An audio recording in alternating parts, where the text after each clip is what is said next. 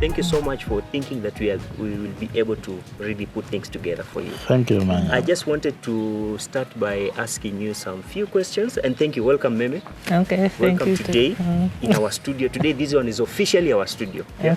Thank you, man. Thank you, man. I just wanted you to take me back. Yeah. When did you think of farming? At what point did it come into your mind about farming? Because this is so amazing. I'm there. Hey? So not about 2010, 2010. It's when we started the garden here.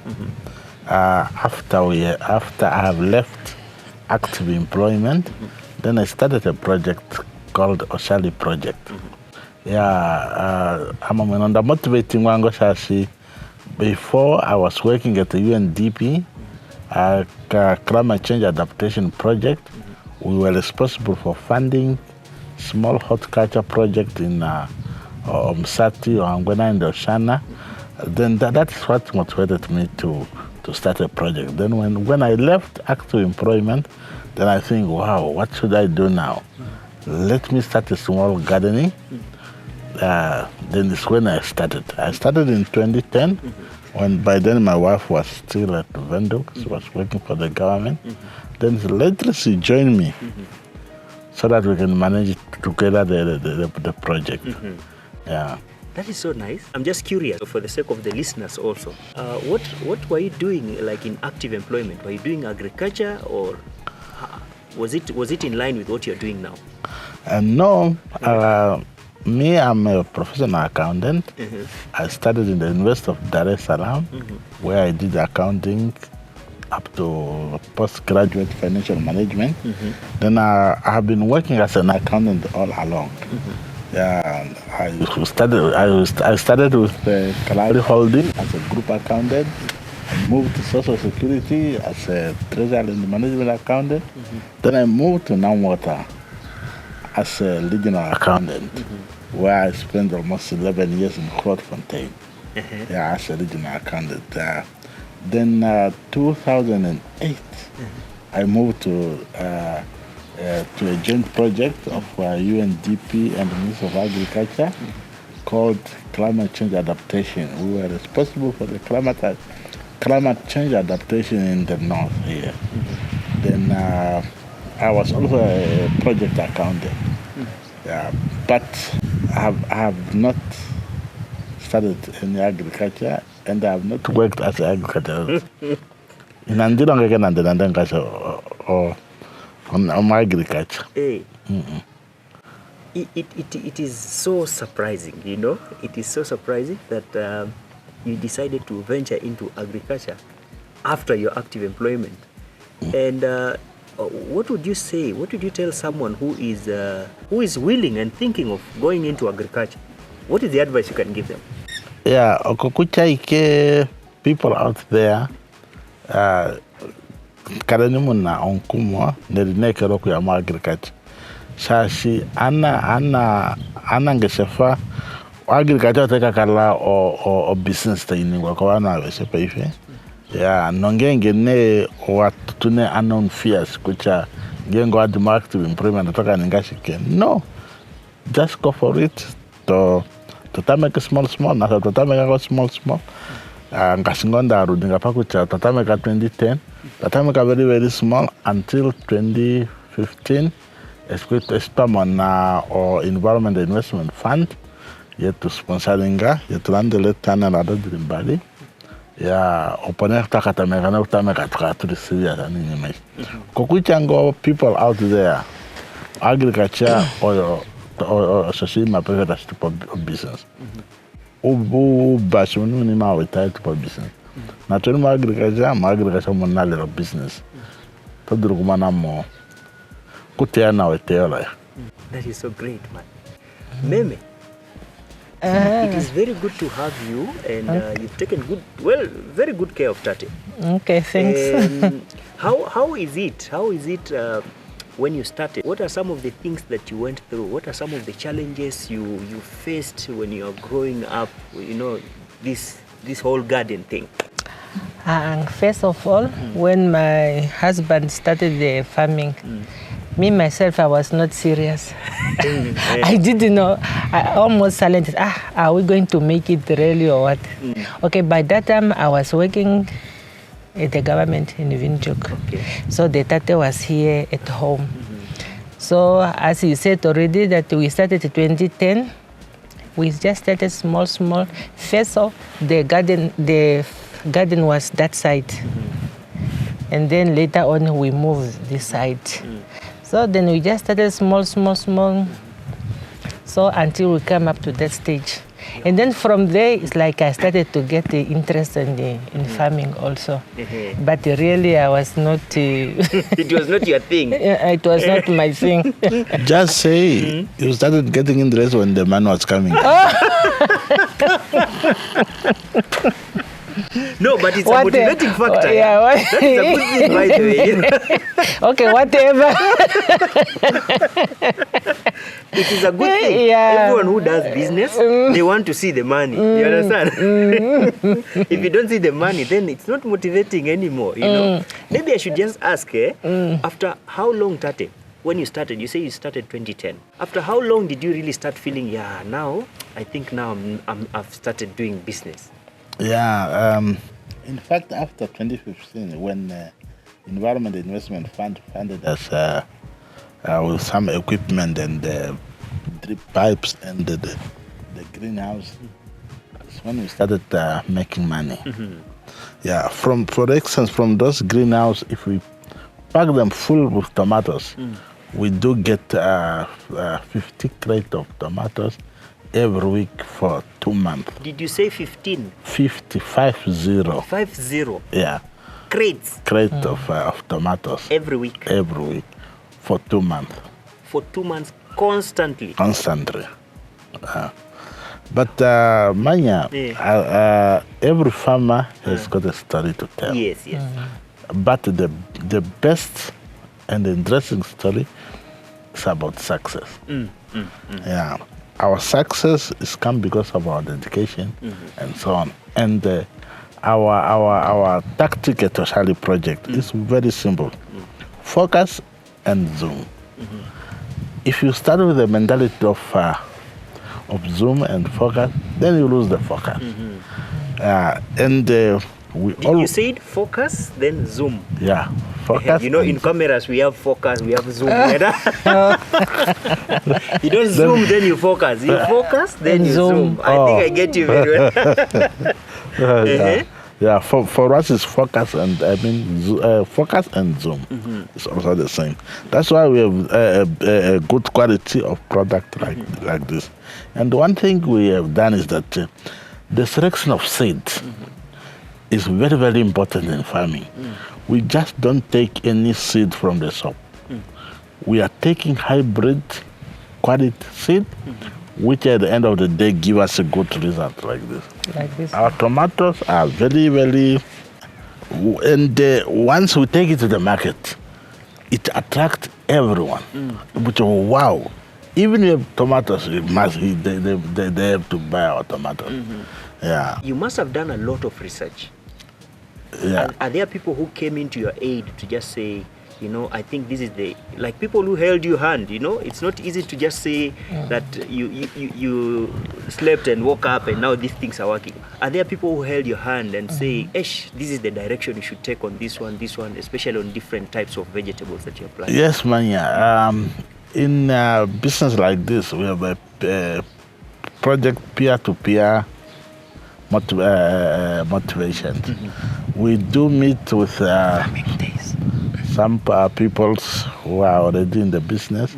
Then we interact with them. They give us more information and so on, and we learn from there. And also, we used to have a farmers' day at our place here, whereby we call all. Yes. Farmers' Day. Since 2014, we do have we used to have a farmers' day here. Okay. Yeah, we do call people. The record we had, I think it was 300 people attended our event. And there is where we meet people from various regions who are coming here either to sell their chicken, to see the garden, and so on. And we networking and come up with the best solution for our project. So how do you get the farmers? How do you have them together, Meme? How do you manage to get all those farmers? Because this is the first time. I'm sorry if I'm asking questions that look like they are not. How do you get all these farmers together? How do you bring them, and what exactly do you do or teach on the Farmers' Day? We go through the radio. Yes, it's how do we know each other. Okay. So they come here. Some they come with their chicken or veggie to sell to others. Okay. But how often do you conduct that? I think we just do the farming day two times, okay. 2014 and 2016, if I'm not mistaken. So, okay. You wanted to say something? Yes, we are also in a number of WhatsApp group whereby we communicate with farmers. Then it's where we send the invitation, and mainly the Farmers' Day is only for information sharing. Day we share the information. We share the good learning experiences, and it's where we get more information about the projects and the vegetable and so on and so forth. At Oshali project, how many products roughly do you deal with? What products do you have? How many of different types of products do you have? Yeah, here we are specialized in tomato.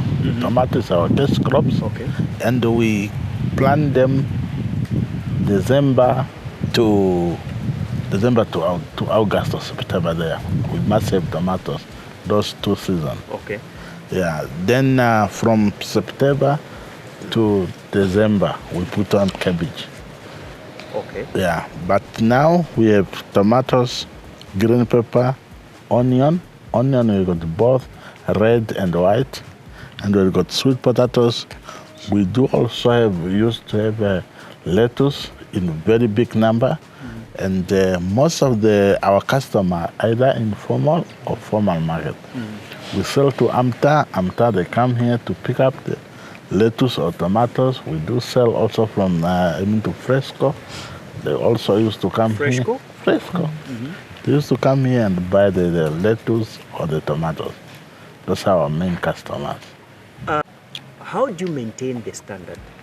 Like for all those years, if you tell me that you've been having very fresh tomatoes every day, every time, how do you manage to, keep the productivity at the same level, if not lower, if not higher? How do you manage to really make sure that every time, every season, I'm having a product running? Manya, as I alluded that our tactic at Oshali project is very simple. It's focus and zoom. Yeah, we focus on what we do and we do the best. Yeah, we and also added that the selection of the seeds. Yeah, it's one of our strengths. One of your strengths. One of our strengths. I wanted to, like every other business. Now, this one I'm asking for those people who would want to ask you one day. What is the worst situation that you've ever gone? Like, I'm just imagining in my business, there are sometimes I go into losses. Is there any time you say, for some reason, something happened that things were really low, and how did you overcome that? Yeah, in agriculture, there's a lot of eventualities. For instance, you can put up the tomato at this stage, and they can be attacked by tuta absolute, that is leaf miner. Then the all products are spoiled. You have a lot of wastage. Yeah, in agriculture, there's also a lot of challenge. Main challenge is water. We have fertilizer, pesticides. We have to spray every week. We have a program of maintaining this product at this quality. We spray it on a weekly basis to take off all the pests from the, for them not to damage the tomatoes or the product. Then we put fertilizer every week. We put it on, because we put it in the tank, so that when they are watering, it's already killing. It comes and that one will reduce the labor. And water source is also a problem. Here we have got an earth dam, a project earth dam, and that project earth dam only used to be full by February. Then in November there is empty. Then December, January, there we have to use now water. And there is when it used to be tough. But during this time we have water. And one thing also Oshali invested, we invested in technology. We had a very good water management system here at the project. All our crops are watered through a watering management system, advisor, and it's only me who got an authority or power to water the plant, the crops, the whole garden. We have a system whereby we allocated only 30 seconds, if it's 30 seconds or 30 minutes to that section. As we have seen, all the in all the greenhouse we have got section. That section is put up in order to give us loam for watering. We watered. Now it's on autopilot.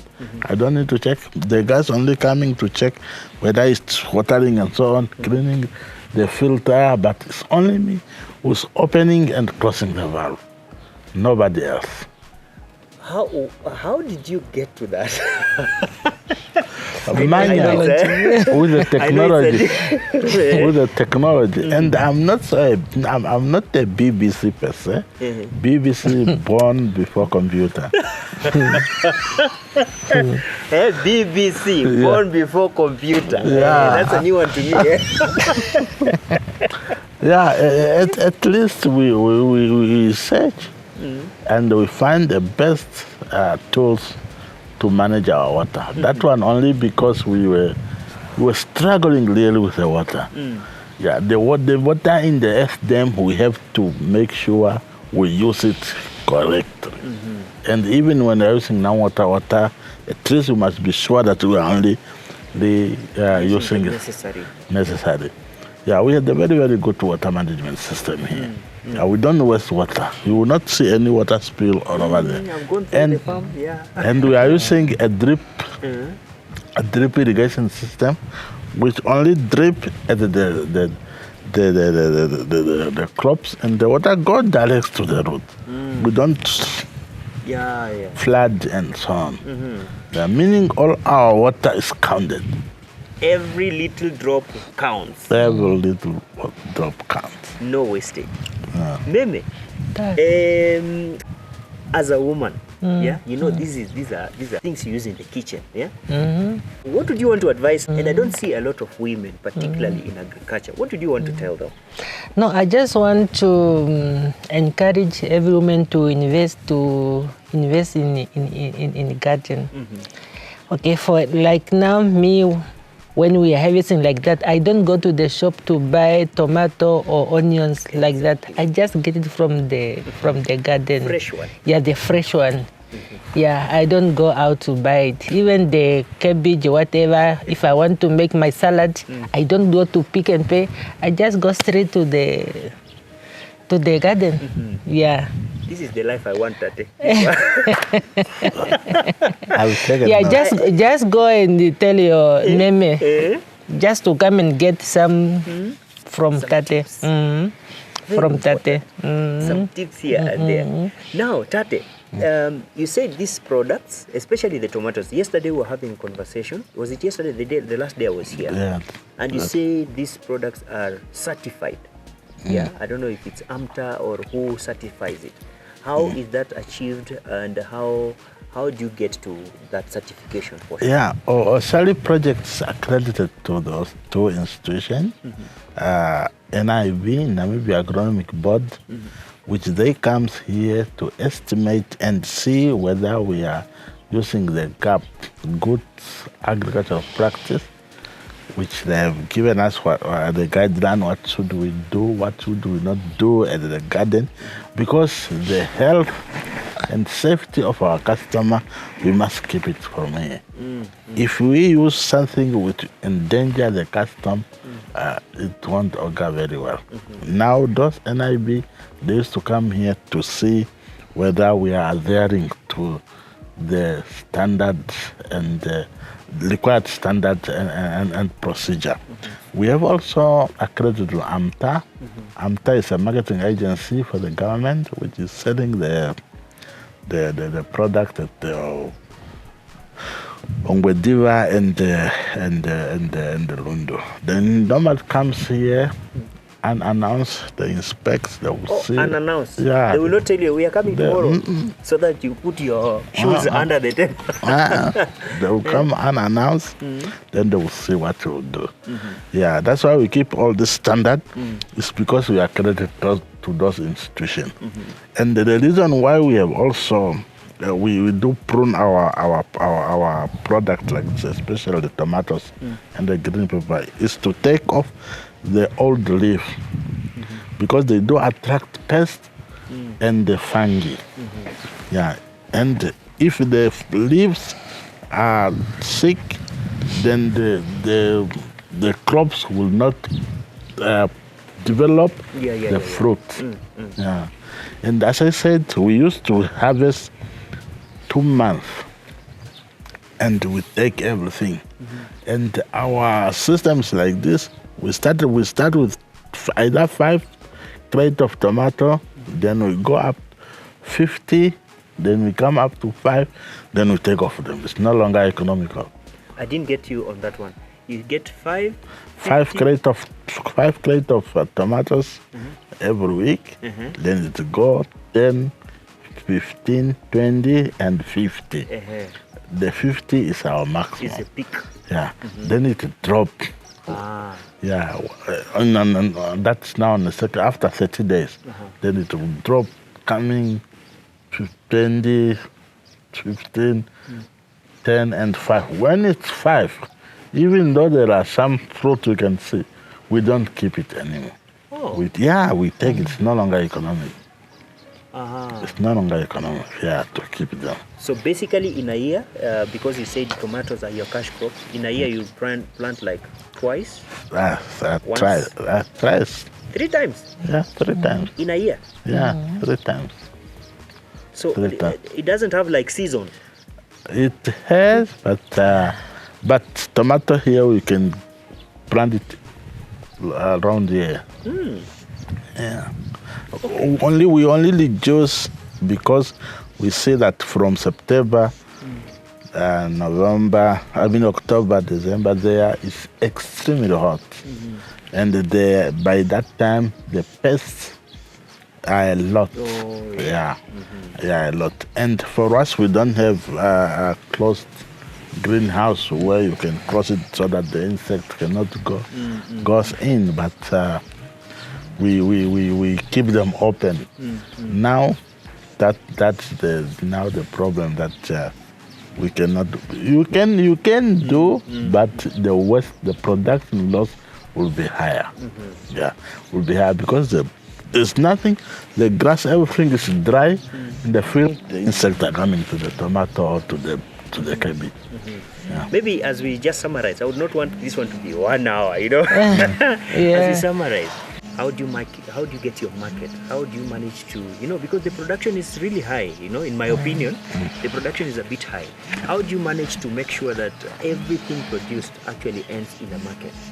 And there is someone I know tomatoes are really things that people use every day. How do you manage to get, should I say ready market, or should I say, how do you get market for all the products you have? As I said, Oh, you want? Maybe, yeah, you can say something. No, here. sometimes through the WhatsApp. You put on your WhatsApp and your friends see it, and they started to calling you. Okay, that's one way. But the other thing is because we've been here for quite, we have established the custom base. Yeah, people, they know us either from Moscoto, Osana, and in the whole of Ohangwena. People, they used to call what time the tomatoes are ready, and the word of mouth would also doing that. But our main customer is informal market. Oh, Yeah, informal market, they come see and buy a lot. Yeah, that's when they come and buy. Sometimes we don't even satisfy them. hey. You mean the market is so big that you are not even able to... Yeah, the market is... You are not able to to satisfy. Sometimes you're hiding them. Eh? Once you see them, you go under the beds because you don't know have what to give to them. Yeah. And the other thing is also because we have only about a hectare, but not the full hectare we are cultivating tomatoes. But if you could have more land, then but that one goes hand in hand with the availability of water. Yeah. If we got availability of water, we can have nice succession.